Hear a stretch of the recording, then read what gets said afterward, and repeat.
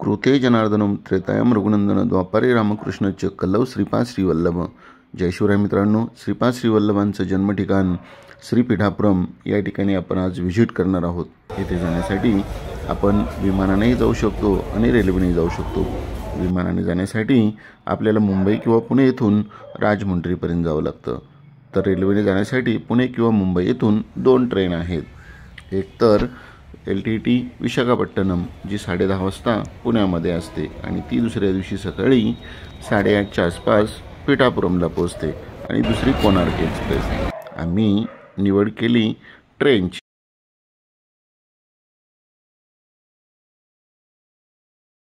पुणे ते पीठापुरमचं रेल्वेचं भाडं स्लीपरने गेलं तर 600 रुपये आणि जर तुम्ही 3 टायर ACने गेले तर साधारणतः 1500 रुपयापर्यंत हे फेअर आहे. आम्ही रेल्वेने जाण्याचं ठरवलं. 2 महिने अगोदरच LTT विशाखापट्टणमचं 3 टायर ACचं तिकीट काढलं आणि तिकीट कन्फर्म झालं. बरोबर 10:30ला ट्रेन आली आणि प्रवास सुरू झाला. प्रवासाने जात असताना उजनीचं हे अथांग जलाशय याचा आम्ही मनमुराद आस्वाद घेत आमचा प्रवास पुढे जात होता. जाताना स्टेशन्स, त्याचबरोबर लागणारी शेती हे डोळ्यामध्ये सुंदर दृश्य ठेवत प्रवास सुरू.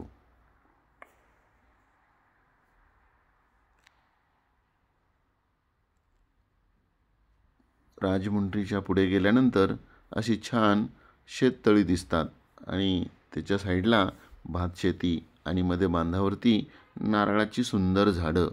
सुंदर असं हे हिरवं दृश्य आम्हाला खूप छान अशा प्रकारचा आनंद देत होतं.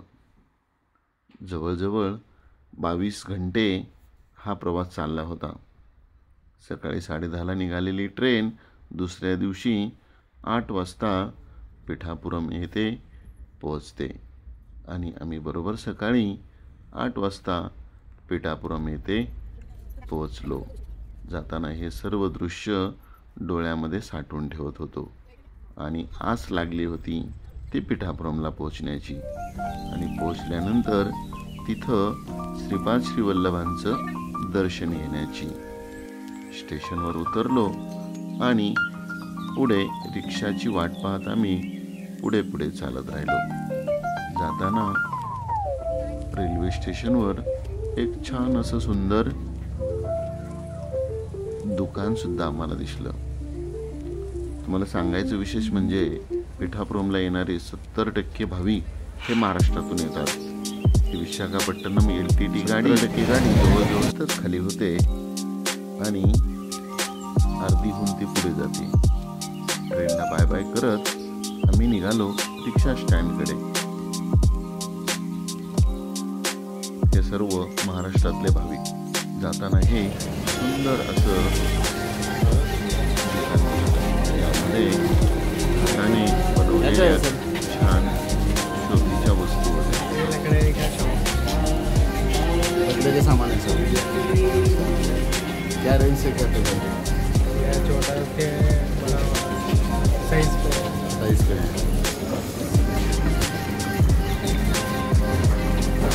अच्छा है सर. पूरा हैंडमेड है पूरा. क्या बोलेंगे हमारे दर्शक के लिए?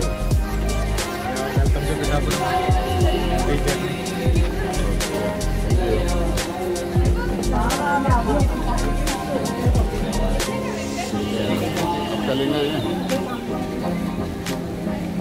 क्या बोलेंगे?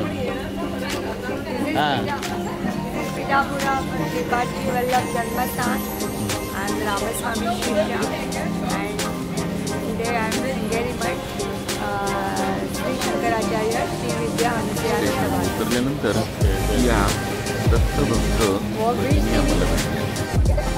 पुढे रिक्षा स्टॉपच्या गेल्यानंतर परत त्यांचा आम्हाला भेटला. श्रीपादराजम शरणप्रपंच.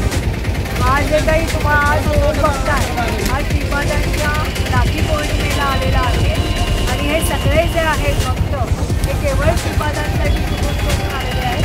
यात जास्त करून मला कौतुक आहे ते सातारकर जो शून्यातून वर आला आहे आणि त्यांनी इकडे सगळ्यांना एकवटलं. त्यांचे 2 भक्त दीर्घास हो असा त्यांना आशीर्वाद आहे. आणि हे सगळे गिरनारचे ग्रुप आहेत की जे सातत्याने गिरनारला सेवा करून राखी पौर्णिमेला इथे येतात. त्यामुळे श्रीपादांचे जे कौतुक आहे ते अक्षम्य आहे आणि अबाधित आहे. आणि अगदीच सगळ्यांना जास्तीत जास्त त्याचा लाभ मिळू दे. रामस्वामींनी शून्यातनं पेरलं आहे आणि विश्व तयार झालं आहे. त्यामुळे अशा गुरूंना आपल्या सगळ्यांना म्हणतात श्रीपाद राजम शरणप्रपंचे. जय गिरनार. काय बोलायचं आणखी कुणाला?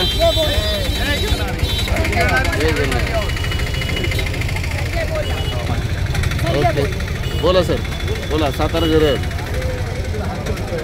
नमस्कार, मी महाराष्ट्र सातारकर पिठापूरमध्ये असतो आहे. 2 भक्तनिवास माझ्या इथे आलेले सगळे भक्त आपल्या रूमवरच असते. पाहिजे असं सेवा देतो आम्ही राहायलाच ते आम्ही लिहित आहे. पिठापूर मेन मंदिरच्या समोरच आपली 2 अपार्टमेंट आहे की तुमच्या सगळ्या भक्तांची सेवा आम्ही करतो. जय गुरुदत्त.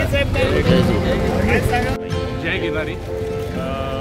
आज राखी पौर्णिमेनिमित्त आज हा पूर्ण गिरनार परिवार इथे आलेला आहे. श्रीपाद राजांवर असलेलं हे प्रेम, अतूट प्रेम आणि श्रद्धा यासाठी आम्ही इथे आलेलो आहे. आणि त्यांच्याच कृपेने या पादुका आम्हाला पादुकाचा लाभ झाला आहे आणि त्यांच्याच भेटीसाठी ह्या पादुका आल्या.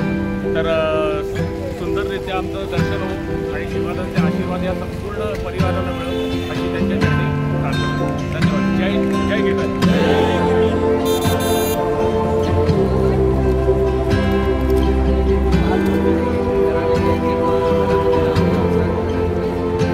5 वर्ष आम्ही पिठापुरमला न चुकता येतो आहे आणि आम्ही यांच्याच घरी यांच्याच लॉजमध्ये आम्ही 5 वर्षांनी आम्हाला त्याबद्दल त्यांचं धन्यवाद. गिरनार ताई आणि दत्तभक्त हे दर पौर्णिमेला गिरनार पर्वताची वारी करतात आणि रक्षाबंधनच्या दिवशी ते पिठापूरला येतात. असा हा नित्याचा क्रम या दत्तभक्तांचा आहे. त्यांचा निरोप घेऊन मी पुढे एक्सप्लोर करत निघालो. पुढे निघताना या ठिकाणी हे श्रीपाद श्रीवल्लभांचे मामा श्री पंकनाथ नूर्य यांचे घर आहे.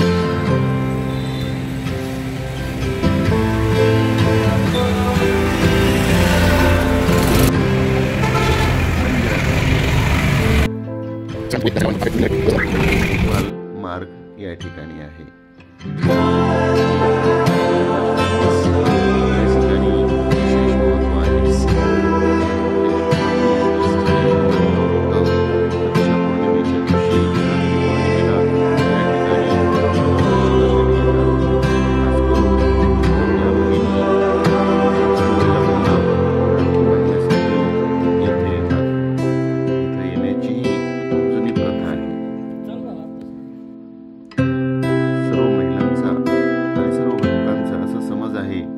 दत्तात्रय म्हणजे श्रीपाद श्रीवल्लभ हे आपल्या बहिणींचं रक्षण करण्यासाठी सतत येत असतात. म्हणून राखी पौर्णिमेला ते राखी बांधण्यासाठी या पिठापुरमला येतात. राखी पौर्णिमेला या ठिकाणी लाखो भक्त येतात. यासाठी तुम्हाला जर यायचं असेल तर 2 महिने अगोदरच रेल्वेचं तिकीट आणि राहण्याची रूम बुकिंग करावी लागते. जर ऑन द स्पॉट आले तर राहण्यासाठी रूमसुद्धा या ठिकाणी उपलब्ध होत नाही. चला तर मग आता मंदिरामध्ये दर्शन घेऊया. दर्शन घेताना या ठिकाणाचं महत्त्वही समजून घेऊया. आंध्र प्रदेशातील पिठापूर या गावामध्ये अप्पल राजा नावाचा अपस्तंभ शाखेचा ब्राह्मण राहत होता आणि त्याची पतिव्रता भार्या सुमती नित्य अतिथी पूजा करीत असे. एकदा ब्राह्मणाच्या घरी श्राद्ध असताना श्री दत्तात्रेय अतिथी स्वरूपात आले. ब्राह्मण भोजन झाले नव्हते. त्यावेळी अप्पल राजा घरी नव्हते. त्या ब्राह्मण स्त्रीने महाराजांना भिक्षा घातली. भगवान श्री दत्तात्रेय म्हणाले की मी प्रसन्न झालो आहे आणि त्यांनी तिला तिच्या मनातील इच्छा विचारली. ती म्हणाली की प्रभू, मला अनेक पुत्र होऊन ते स्वर्गवासी झाले व जे वाचले ते अक्षयहीन पादहीन आहेत. कर्तबगार पुत्राशिवाय जीवनाला काय अर्थ आहे? मला तुमच्यासारखा ज्ञानवंत ईश्वर समान पुत्र व्हावा. हे ऐकून श्री दत्तात्रय महाराज भविष्यातील त्यांच्या आविष्काराचा विचार करून प्रसन्न झाले व म्हणाले, तुला कुलभूषण, तपस्वी, कीर्तिमान असा पुत्र होईल. तो तुमचे दारिद्र्य हरण करील. हे ऐकून ती ब्राह्मण स्त्री अतिसंतुष्ट झाली व तेवढ्यात श्री दत्त महाराज अदृश्य झाले. तिचे पती घरी आल्यावर तिने सर्व वृत्तांत पतीला सांगितला. तेव्हा ते पत्नीला म्हणाले की श्री दत्त स्वरूप महाराजांना भिक्षा घातल्याने माझे सर्व पितर तृप्त झाले आहेत. या प्रसंगानंतर ती ब्राह्मण स्त्री प्रसूत होऊन तिला पुत्ररत्न झाले. तेथील ज्योतिषाने त्या बालकाचे वर्णन ज्ञानी, तपस्वी, भिक्षाकर्ता, गुरु असे केले. मुलाचे नाव श्रीपाद असे ठेवले. 7 वर्षाचा झाल्यावर त्याची मुंज केली. त्यावेळी तो बालक 4ही वेद, मीमांसा इत्यादी म्हणू लागला. तो 16 वर्षापर्यंत सर्व ब्राह्मणांना वेदार्थ, धर्म, आचार इत्यादी शिकवत असे. 16 वर्षानंतर त्याच्या मातापित्यांनी त्याचा विवाह करण्याचे योजले, पण पुत्राने पूर्ण नाकारले. उलट मला उत्तरेस तात्काळ तीर्थाचरणास जायचे आहे म्हणून परवानगी मागितली. मातापित्याला भिक्षेच्या वेळेस श्री दत्त महाराजांचे बोल आठवले व त्यांना आपला हा पुत्र नसून अवतारी पुरुष आहे, तेव्हा त्यास आपण कसली आज्ञा देणे चुकीचे आहे असे जाणले. पुत्राने देखील असे सांगितले की तुझ्या सर्व इच्छा मी पूर्ण करील व तात्काळ आपले वडील बंधू जे अक्षयहीन अपंग होते त्यांच्याकडे अमृतदृष्टीने पाहतच ते निरोगी व ज्ञानी झाले व त्यांना आशीर्वाद दिला. संततियुक्त दीर्घायुष्य मातृपितृ सेवक व्हाल, इहलोकी परलोकी सुखी व्हाल, वेदशास्त्रात कीर्ती मिळवाल. आपल्या आईवडिलांना श्रीदत्त स्वरूपात दर्शन देऊन त्यांनी पिठापूर सोडले. हेच पिठापूर श्रीपाद श्रीवल्लभ महाराजांचे जन्मस्थान म्हणून प्रसिद्ध आहे व तेथे रोज श्रीदत्त महाराज भिक्षेस येतात. तसेच पादगया हे ठिकाणही श्रीक्षेत्र पिठापूर येथे आहे. इसवी सन 1320 मध्ये श्रीपाद श्रीवल्लभांचा जन्म झाला. हे जागरूक देवस्थान आहे. या ठिकाणी दररोज वेगवेगळे कार्यक्रम असतात. सकाळी 5:30 वाजल्यापासून या ठिकाणी पूजा अर्चा सुरू होतात. साधारणतः 9 वाजता या ठिकाणी अभिषेक सुरू असतो, रुद्राभिषेक सुरू असतो. त्याची पावती आपल्याला फाडावी लागते अगोदरच. फाडल्यानंतर आपल्याला एक कुपन दिलं जातं आणि ते कुपन घेऊन आपण या ठिकाणी अभिषेक करण्यासाठी बसू शकतो. बसताना सोहळ्याचं बंधन आहे. सोहळं घालूनच, लुंगी घालूनच आपल्याला या ठिकाणी बसावे लागते. रक्षाबंधन असल्यामुळे या दिवशी सर्व मंदिराला सजावट केलेली होती.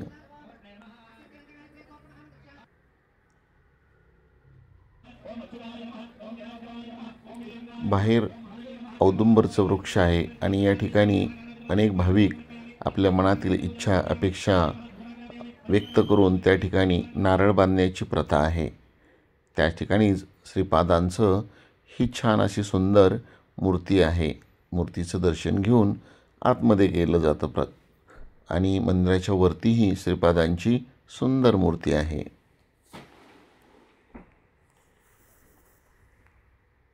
असं म्हटलं जातं की 6 एप्रिल 1992 रोजी परमपूज्य भगवान श्री श्री रामस्वामीजी यांनी या ठिकाणी श्रीपाद श्रीवल्लभांच्या मूर्तींची आणि त्यांच्या दिव्य पादुकांची प्राणप्रतिष्ठा केलेली आहे. या मंदिरामध्ये आपणारा गाभाऱ्यात श्रीपादांच्या दिव्य पादुका आणि त्यासोबत 3 मनोहरी व दिव्य मूर्तींची प्रतिस्थापना या ठिकाणी पाहायला मिळते. डावीकडे श्रीपाद श्रीवल्लभ आहेत, मध्यभागी श्री दत्तात्रेय आहेत आणि उजवीकडे श्री नरसिंह सरस्वती यांच्या मूर्ती अतिशय सुंदर देखण्या या गाभाऱ्यामध्ये आहेत. मंदिरामध्ये दैनंदिन कार्यक्रम पुढीलप्रमाणे असतात. पहाटे 5 वाजता मंदिर उघडते. पहाटे 5 ते 5:30 मूळ पादुकांची पूजा असते. सकाळी 9 वाजता सामुदायिक अभिषेक, सकाळी 10:30 वाजता होम, व्रत वगैरे. दुपारी 12 वाजता महाप्रसाद. सायंकाळी 6 वाजता सामुदायिक भजन. सायंकाळी 7 ते 8 सामुदायिक पालखी सोहळा व रात्री 8 वाजता महाप्रसाद असतो.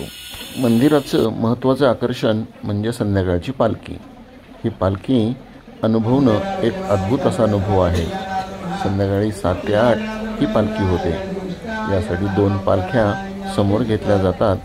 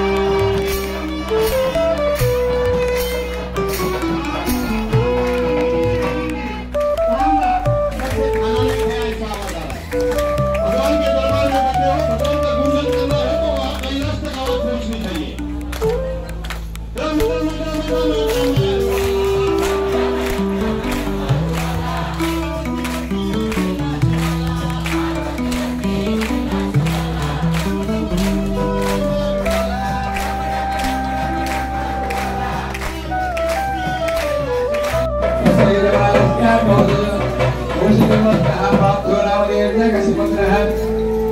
Namun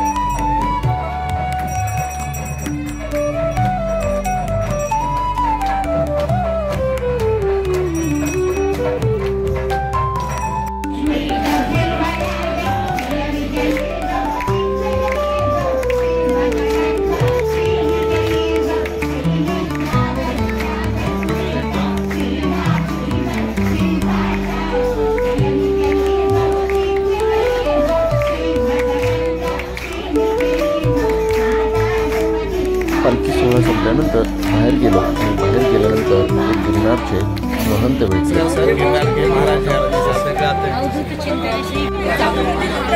सर आपल्याला गिरनारची माहिती सांगतात बाबा. हो मराठी सांगा, मराठी सांगा. तुम्हाला कम्फर्टेबल काय? जे गिरनारचे स्थान आहे जुनागडमध्ये आहे. गिरनार म्हणजे हे गिरनारायण आहे खरे. त्या ठिकाणी दत्त महाराजांची 12,000 वर्ष त्यांनी तपस्या केलेली आहे. जो प्रत्येक भक्त 10,000 शिडा चढून येतो त्याला खाली हात येत नाही तिथे. साईडला गोंधळ खूप चालू होता, त्यामुळे महाराज म्हटले निवांत बाईट देतो. अशा पद्धतीनं हा छान दिवस गेला मित्रांनो. या दिवसाचं आपण पूर्णपणे वृत्तांकन केलेलं आहे सकाळपासून संध्याकाळपर्यंत. व्हिडिओ आवडला असेल तर लाईक करा, चॅनलला सबस्क्राईब करा, मित्रांशी शेअर करा. आणि यानंतर दुसरा पार्ट येणार आहे ज्याच्यामध्ये आपण पिठापुरमला कुठे राहायचं आणि साईडची मंदिरं कुठली आहेत हे पाहणार आहोत. तर नक्की दुसरा व्हिडिओ पहा. थँक्यू.